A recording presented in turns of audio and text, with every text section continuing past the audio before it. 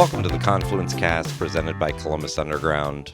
We are a weekly Columbus-centric podcast focusing on the civics, lifestyle, entertainment, and people of our city.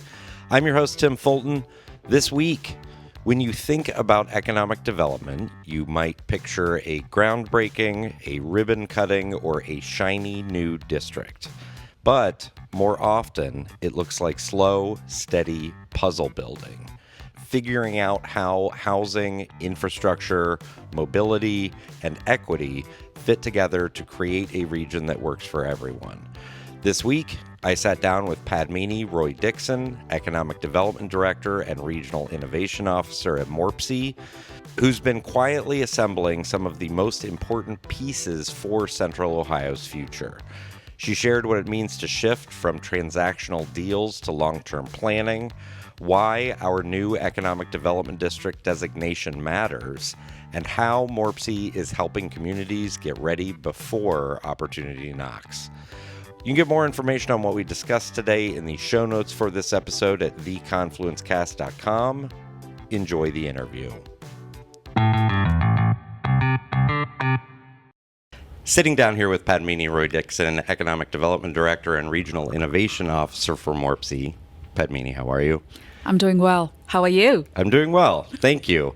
When we talk about economic development, a lot of people talk about tax breaks for business expansion and relocation.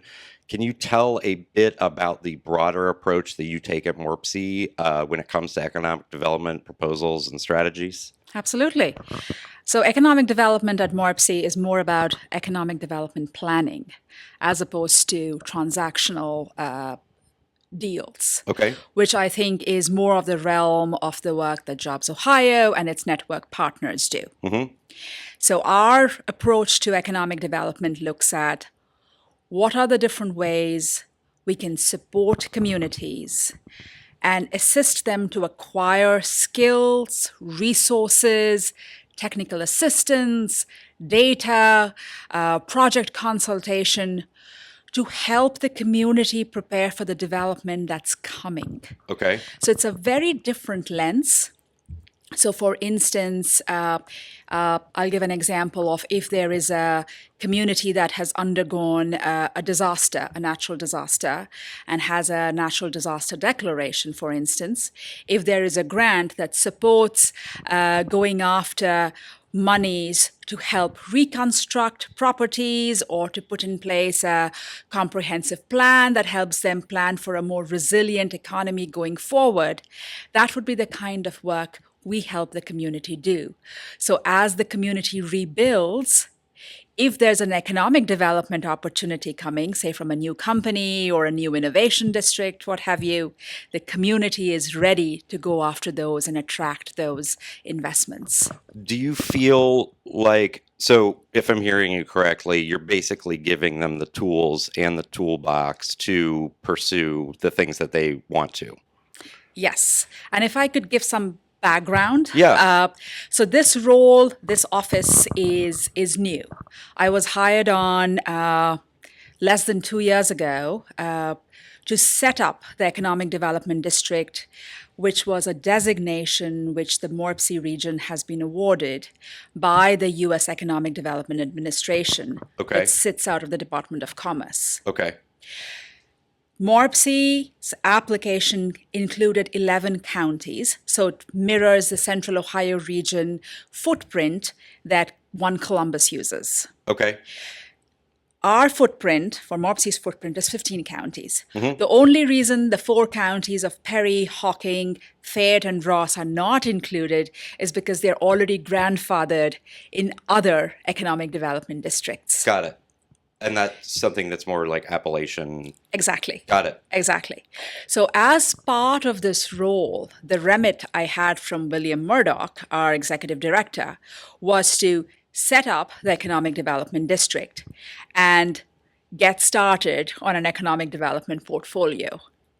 What we have done in the intervening months since when I started was doing an onboarding listening tour of our communities. Mm-hmm. to find out where the need was.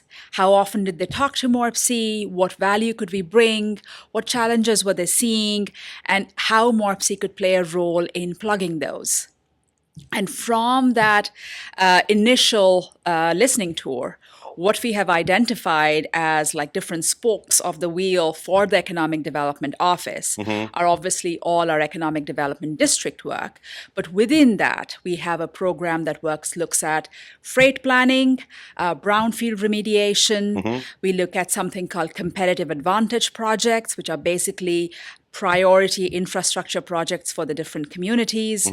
We have a drive investment portal. Think of that as a database, a free member resource database that advertises active and prospective grants and loan opportunities.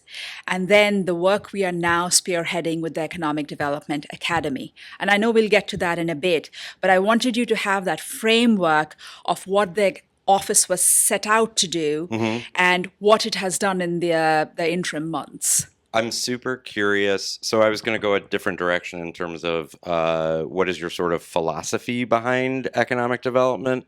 I'm going to assume that you don't prescribe any sort of philosophy in terms of, yes, you're going to talk about the things that you believe are important, but you're really there to serve the members. Serve the members, yes. But I feel like what needs to be made very clear is MORPC is a value-driven organization. That is something William talks about a lot. That's something we really embrace and adhere to. So things like pay it forward, driving investments, creating an environment for prosperity, building value for our members. Once you have that as the foundation, everything sort of is driven by those values. So while our fundamental value is creating service for the members and meeting them where they are to make sure they are getting what they need, we are making sure that in all our programs, those values sort of bleed into the work we are doing. Okay. And that's not just in economic development. That's also what we are looking at in transportation planning and mobility and residential services and sustainability. So that is, I think, something that really needs to be talked about because it's such a fundamental part of our work. And when you say value, you are not so let's define it. Small v value is what a corporate leader does for shareholders. They extract value from or they increase the value of the company. You are talking about a capital V value where it's equitable access to resources, and that is very important to you regardless of, these are not political issues. Equitable access is not a political issue. That's right. Or it shouldn't be. We want the whole region to succeed. And we firmly believe that with the development that's happening, we need to make sure that all communities are ready, are empowered to leverage the development that's happening. And they can only do that if they have an equitable access to resources, to skills, to insights, to data that our team produces at MORPC. So that is what drives I think that's what drives our work. Yeah. And back to your listening tour, I'm curious if there was a big disparity in terms of how knowledgeable these leaders were in terms of what was available to them or what they could do or what they should be doing. Did you feel like there were some people that just sort of got it and some that didn't? And the follow-up to that is, which do you think you would prefer to work with? Somebody whom you can sort of just feed everything into, or somebody who has predetermined notions about what they can and should be doing? That's an interesting question. I think what we learned in a strong way was how we needed to do a better job explaining what the district means. Okay. MORPC has been an MPO, a metropolitan planning organization, for decades. Okay. That is a designation that's been in the works for so long that people understand MORPC's role when it comes to long-range planning. Okay.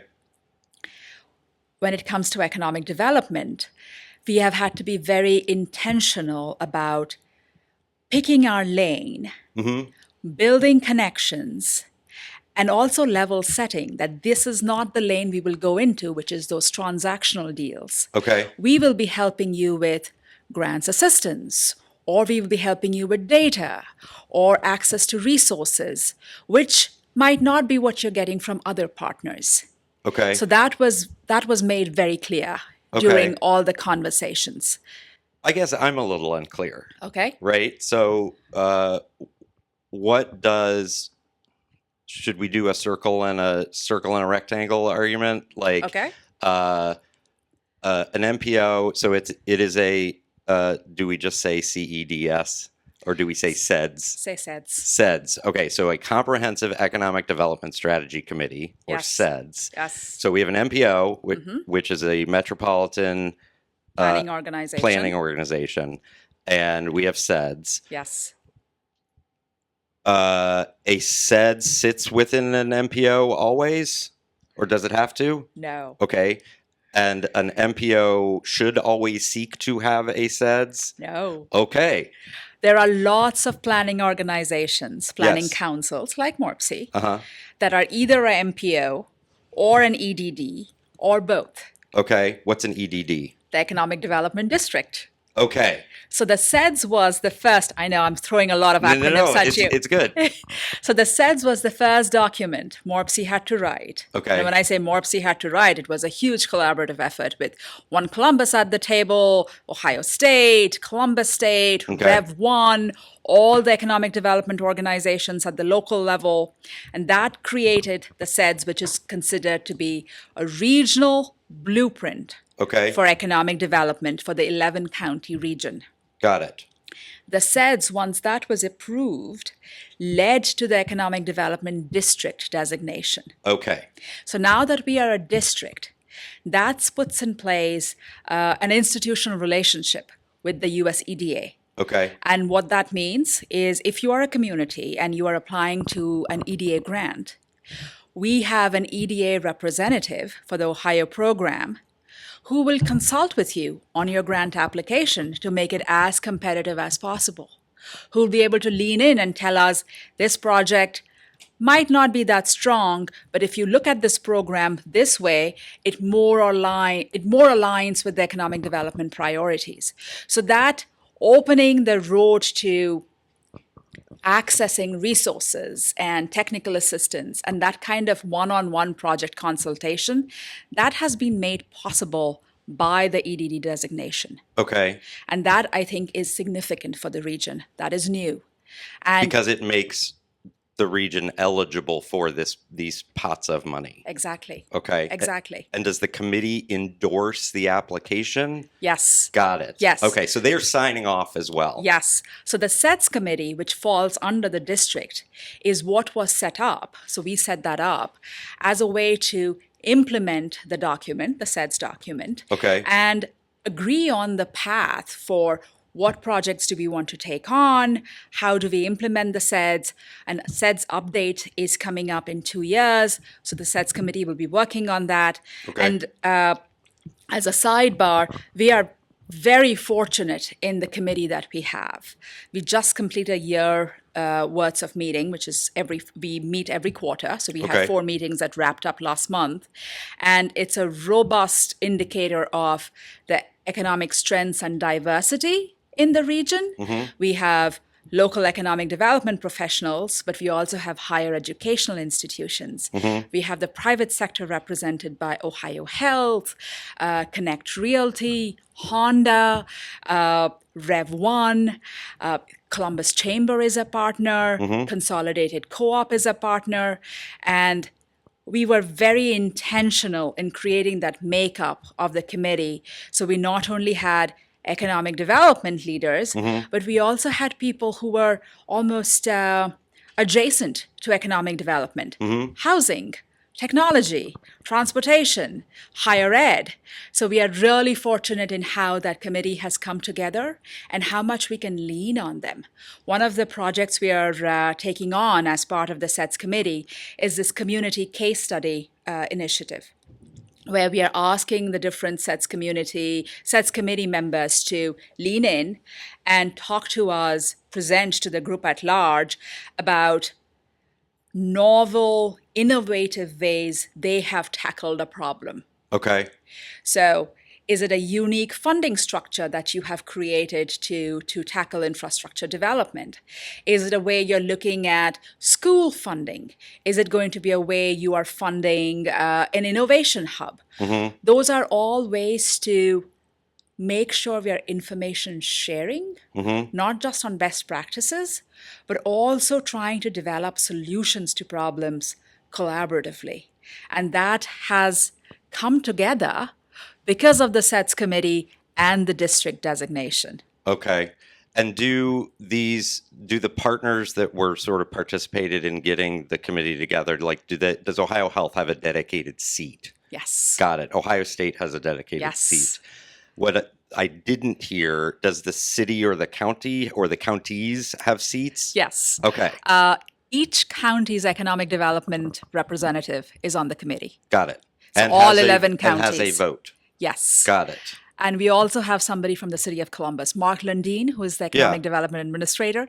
He sits on the committee. Great. Okay.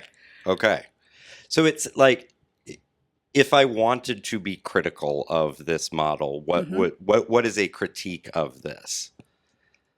I think an overall critique, not just of this model per se, but of maybe all the work we are trying to advance, would be limited resources. The amount of needs that are there for infrastructure development, expanding utility capacity, expanding housing, childcare, mobility, broadband, all of those are their own needs. And together as a region, if we are to keep growing at the trajectory we are, those investments are going to be critical. If you look at our last Leaders Listen survey, which was just done and released in March, and I have the Actionable Insights report here for you, that shows overwhelmingly respondents said housing is too expensive. Yeah. Too few job opportunities, too few high-paying job opportunities, lack of affordable childcare were all concerns they raised when they talked about economic growth. Now, if you flip that, most residents agreed that the Columbus region, the Central Ohio region, needs to invest in more infrastructure, needs to invest in more utilities to continue on the trajectory of growth. So I feel like when people are telling us this, it's a huge watershed moment for us where practitioners, planners, leaders, public officials almost need to work together to make sure that we are taking all those public opinions in consideration as we are planning. And I find Linkers to be such a testament of that. I think a need was identified, and community leaders, planners, organizations like MORPC, CODA, Franklin County, they all got together and decided, how do we thread this needle? Right. Which is why it has been such a success. And I understand a lot more work has to be done, but we still need to celebrate what we have accomplished. And that's a big plus. The fact that we are actually looking at bus rapid transport corridors that will lead to bikeable, walkable neighborhoods. It will create a safer, more accessible bike lanes and trails and sidewalks and more frequent transportation systems. And the BRT lines would be hubs for housing and retail. That is economic development. Absolutely. So when you talk about my philosophy, I don't look at it just as a tax incentive or a roadwork grant. Yes, those are important. Right. And before joining Ohio State, I was with Department of Development, where I headed the division that would work with companies on tax incentives, loans, the Ohio Third Frontier program. So I've seen it from that lens. But the lens we are seeing it from now, where those transactions have been made, but what are we doing to prepare the region is so important. And I feel like that kind of proactive, thoughtful planning is what will matter, because we can basically choose the kind of development patterns we want. And MORPC, as a trusted convener, helps do just that. And you would argue that in response to that critique, that SEDS is what's allowing for our choices of finite resources, that we are, because, you know, the reason why these things exist is because a need here is not the same as the need, although very similar, in Austin or in Salt Lake City, that like this, we are a unique place with unique problems and opportunities. I think SEDS is a valuable conduit Okay. to resources. But if you were to ask me, is that enough? I would say no. Okay. I would say there needs to be more done in terms of pulling down resources. There needs to be more done in terms of working collaboratively. I think there has to be an unwavering focus on the future. There needs to be relentless collaboration. Because our growth, Columbus has a strong momentum when it comes to growth. But if you look at Columbus Foundation's benchmarking report, which they released last December, we are middle of the pack when we look at the Austins, the Nashvilles, the Charlottes, which I think is a great, promising thing. Because that allows to proactively accommodate that growth. So yes, the SEDS, the MPO, the work we are doing in trails and greenways, those are all great initiatives. But we need to keep working on how do we get more resources, how is there more collaboration, more planning, and not lose focus on the future. I have a lot of thoughts. And yeah, I'm going to remain focused on the next question. But Okay. I have so many thoughts about, there is an argument that in the very early 1900s, that the Democratic Party was a response to smoky back rooms, right? And there was an argument that, like, hey, when you put everything out in the open, it's really hard to get things built. Like, yeah, smoky back rooms aren't great, but they helped get things done. Arguably, Columbus has always had a smoky back room. We have always had the partnership. And it almost seems like we're sort of veering back in the direction of, like, we need partners, not the partnership. We need lots of things, but we need stakeholders from large organizations to come together and make decisions about what's important for the region. Obviously, listening to surveys and listening to what are the concerns of the citizenry, but that is how you get things done. So I'm just stating that. That's not even a question, just stating it from a philosophical perspective. Talk about the Economic Development Academy that you're convening. I am so excited about the Academy. So one of the things that came up during the onboarding listening tour was capacity building. How communities all across the region have limited resources, limited personnel, maybe, limited pockets of expertise, and how capacity building is so essential to help them, again, leverage the growth and the development that's coming. So with that idea in mind, we set about creating a training program for communities. So it's targeted at elected and appointed public officials, school board members, township trustees, zoning board members, staff that works at community organizations. Economic development professionals are always welcome. There are no prereqs. It doesn't limit to MORPC members, but it's a series of training courses in economic and community development planning topics to meet the varying needs of communities. We are very fortunate in the lineup of speakers we have. Mark Lundin, who we talked about just a minute ago, will be teaching a course. We have the city administrator for the city of Sunbury, Logan County Chamber of Commerce's director. We have Mark Barbash from OEDA. We have Steve Shoney, who's the city administrator for Upper Arlington.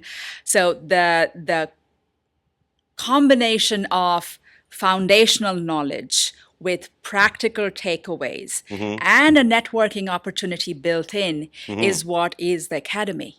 And I couldn't be more delighted that it has actually come together after months of work. It was an idea, it was a concept, and registration is now live. Okay. And we are really excited for the first class that happens on August 7th. Fantastic. And is it just a day-long thing? Is it a couple of months? I'm glad you asked. So 6 courses from August to December. Okay. Every course is only 4 hours long. Okay. We were very intentional about that because we wanted people to come in from different parts of the state, different parts of the region, and not spend their whole day here. So we're boiling it down to 4 hours so that they can go back to their real job after that. The only caveat is the class on fiscal impact and economic impact analysis, which is in partnership with OEDA and will be provided the same day, 3 hours in the morning, 3 hours in the afternoon. But that was, again, intentional and a choice because we wanted people to see the difference between fiscal indicators as opposed to economic impact indicators. But yeah, 6 courses and... Is there any homework? None. Okay. You want everybody... Pre-read? You've got to have pre-reads. We really want people to come in with their questions. Yeah. With I am creating this, hypothetically speaking, I work for a local government and we are trying to advance a partnership with such and such organization. How would a local government go about doing so? We have a new project we are looking at, but we don't know what fiscal indicators to look at. Okay. What are the different economic impact models that are out there? Most people don't know how to run an in-plan model, me included. Okay. So maybe giving those skills to the community at large. I really see a value in this for people who are voting on resolutions. If you're voting on a new community authority, for instance, there's going to be a class on that. Do you know exactly what that means? Yeah. And what that means for tax payments and revenues to the school district and other parts of your municipality? So those kinds of foundational things, I think, are going to be so relevant and helpful for people. So that was the impetus behind setting something up. We talked to our partners at OEDA. Ohio University has a leadership program.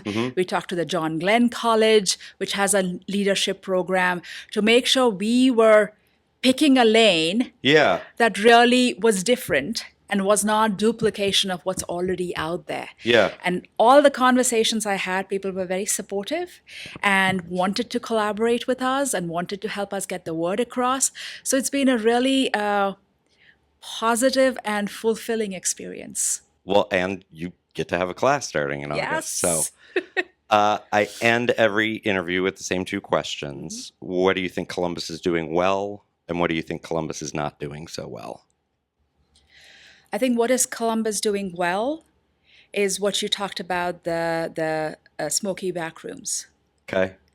The collaboration, the partnership building, the conversations, the community engagement. That Columbus is doing really well. So I come from the state where I saw the start of Jobs Ohio.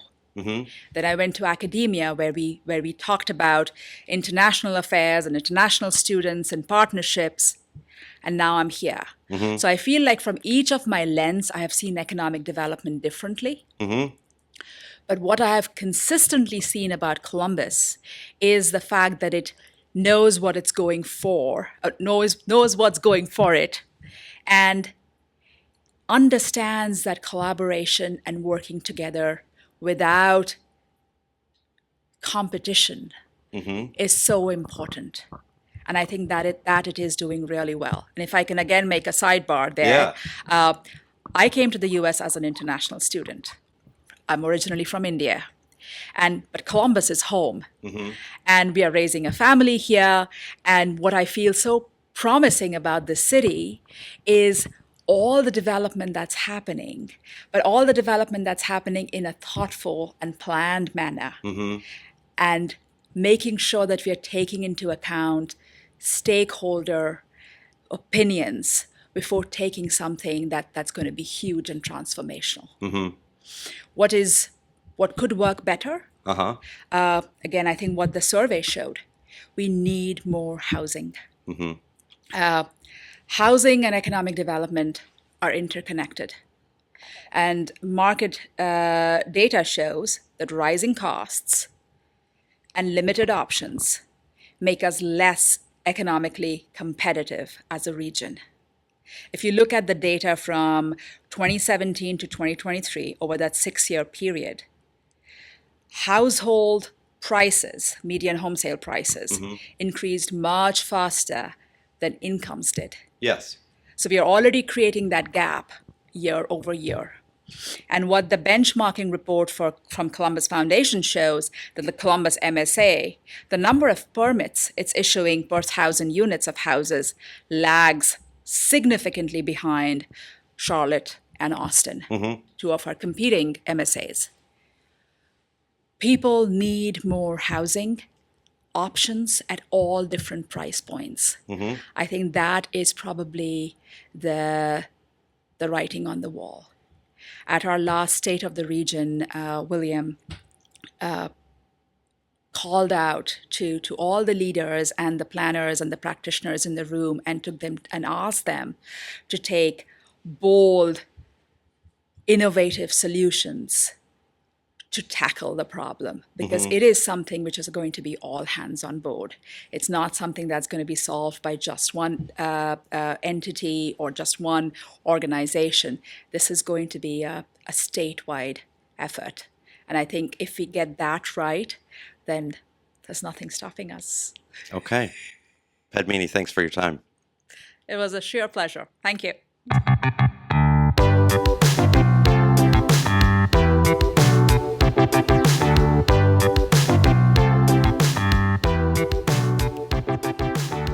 Thank you for listening to the Confluence Cast presented by Columbus Underground. Again, you can get more information on what we discussed today in the show notes for this episode at theconfluencecast.com. Please rate, subscribe, share this episode of the Confluence Cast with your friends, family, contacts, enemies, your favorite public servant. If you're interested in sponsoring the Confluence Cast, get in touch with us. We can be reached by email at info@theconfluencecast.com. Our theme music was composed by Benji Robinson. Our producer is Philip Cogley. I'm your host, Tim Fulton. Have a great week.